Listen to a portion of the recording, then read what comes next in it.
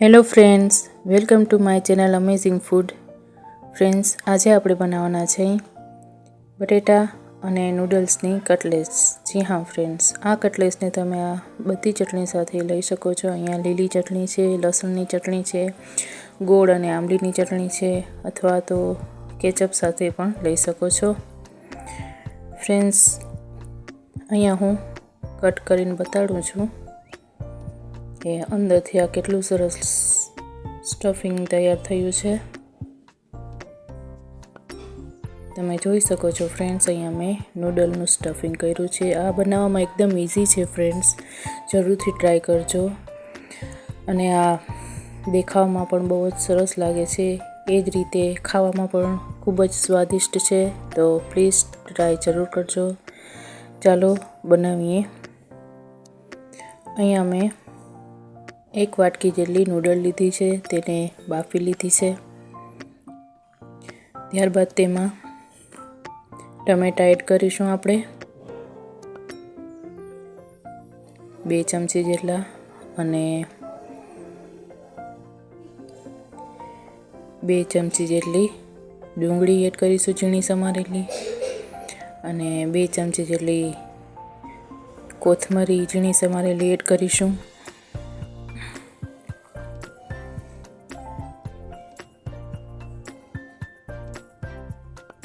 ત્યારબાદ તેમાં 2 ચમચી જેટલા ઝીણા સમારેલા ગાજર એડ કરીશું ફ્રેન્ડ્સ.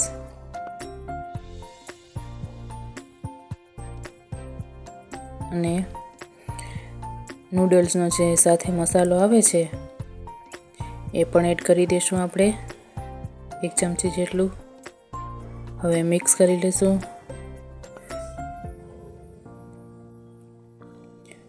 સ્વાદ અનુસાર મીઠું એડ કરીશું ફ્રેન્ડ્સ.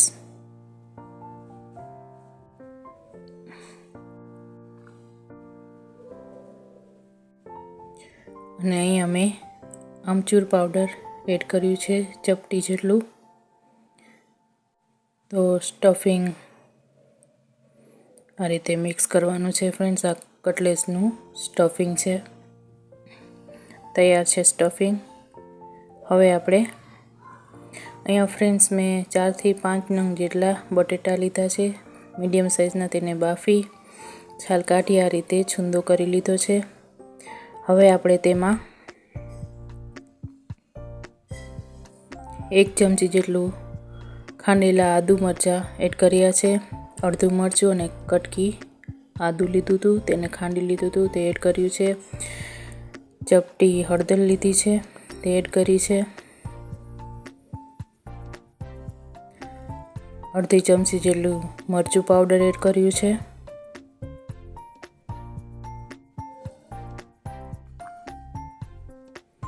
સ્વાદ અનુસાર મીઠું એડ કર્યું છે.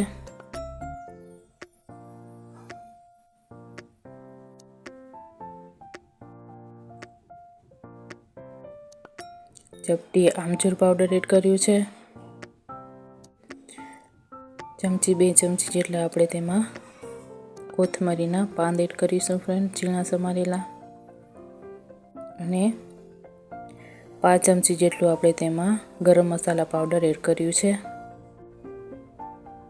હવે બધાને સરસ મિક્સ કરી લઈશું ફ્રેન્ડ્સ.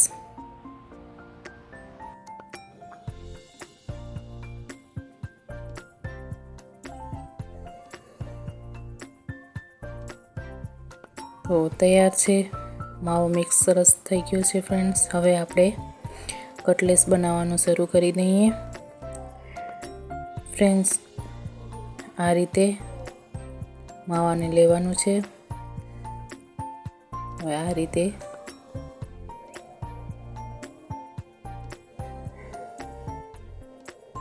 રીતે આપણે તેને શેપ આપવાનો છે. જો ધ્યાનથી જોજો ફ્રેન્ડ્સ. આ રીતે વચ્ચે ખાડો કરી લેવાનો છે. ચમચી વડે નૂડલના સ્ટફિંગને અંદર આ રીતે ભરવાનું છે. ત્યારબાદ સરખું દબાવી આ રીતે શેપ લેવાનું છે ફ્રેન્ડ્સ. આ રીતે હવે થોડું માવો ઉપર આ રીતે આપણે ચોંટાડવાનો છે. એકદમ લાડવા જેવો શેપ સરસ કરી લેવાનો છે ફ્રેન્ડ્સ। આ રીતે એક કટલેસ તૈયાર થઈ ગઈ છે। હવે હું તમને હજી બીજું પર બનાવીને બતાડું છું ફ્રેન્ડ્સ। જો આ રીતે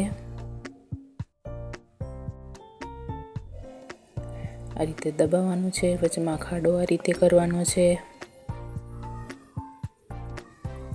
ત્યારબાદ નૂડલનું સ્ટફિંગ જે છે આ રીતે વચ્ચે ભરવાનું છે ફ્રેન્ડ્સ।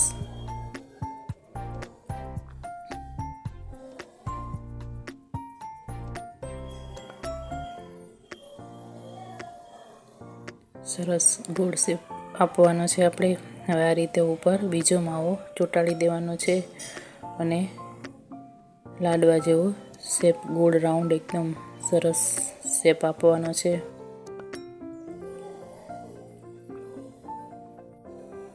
તો તૈયાર છે આપણી કટલેસ। આ રીતે આપણે બધી કટલેસ તૈયાર કરવાની છે ફ્રેન્ડ્સ। તો તૈયાર છે આ બધી કટલેસ મેં તૈયાર કરી લીધી છે ફ્રેન્ડ્સ। હવે આપણે અહીંયા ફ્રેન્ડ્સ મેં એક વાટકીમાં 2 ચમચી જેટલું કોર્નફ્લોર એટલે કે મકાઈનો લોટ અને થોડું પાણી એડ કરી આ રીતે સ્લરી તૈયાર કરી છે। હવે આપણે અહીંયા 2 ચીલીઝ ટોસ આવે છે જે તેનો આ રીતે ભૂકો કરી લીધો છે, બ્રેડ ક્રમ્સ બનાવી લીધા છે। હવે આપણે આ કટલેસને આ સ્લરીમાં મકાઈના લોટના આમાં સરખું આ રીતે પલાળવાનું છે ફ્રેન્ડ્સ। ત્યારબાદ આપણે બ્રેડ ક્રમ્સમાં આ રીતે રગદોળવાનું છે ફ્રેન્ડ્સ। એકદમ સરસ ચોટી જાય બ્રેડ ક્રમ્સ, બ્રેડનો ભૂકો તે રીતે આ રીતે સરસ તૈયાર કરી લેવાનું છે।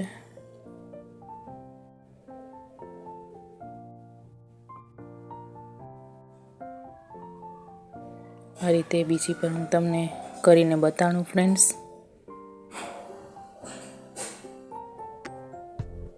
હવે આપણે તેને રસના ભૂકામાં આ રીતે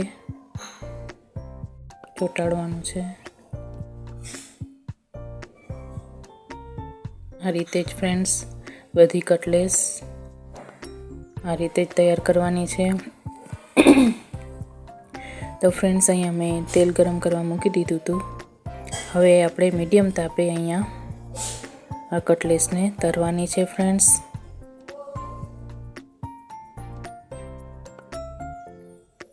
થોડી વાર પછી જ આપણે ફેરવશું, નહીંતર તે ભૂકો થઈ જશે।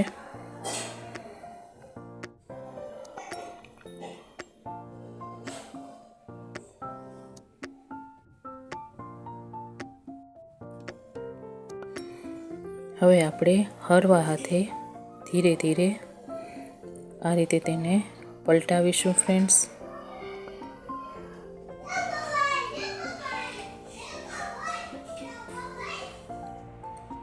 ગોલ્ડન બ્રાઉન થાય તે રીતે તેને તરવાની છે ફ્રેન્ડ્સ। તાપ મીડિયમ તાપે જ રાખવાનું છે ફ્રેન્ડ્સ।